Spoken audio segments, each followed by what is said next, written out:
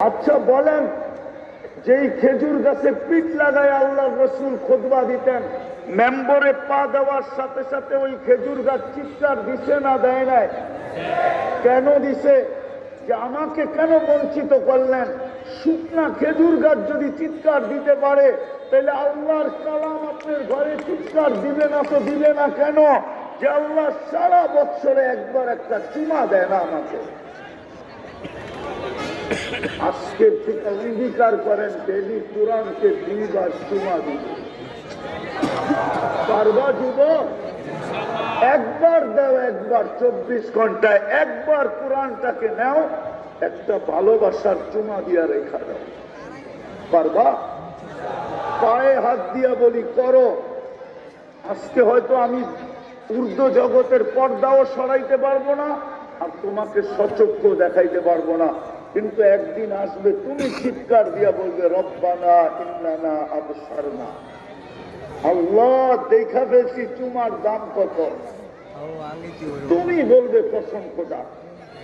আর চতুর্থ, আজকার থেকে মসজিদ গুলা ঘোরা দেই, মসজিদ চিৎকার দিতেছে আল্লাহ মুসল্লি কোথায়?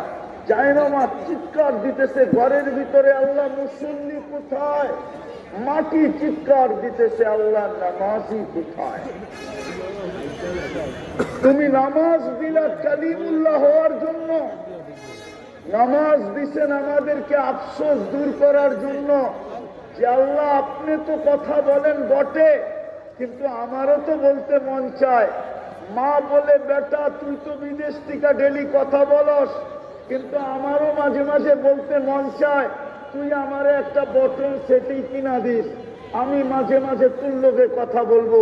আমাদেরও তো মন চাইতেছিল আপনি কথা বলেন, ঠিক আছে, বড় সৌভাগ্যের বিষয়। ও আল্লাহ আমারও কথা বলতে মন চায় আপনার সাথে।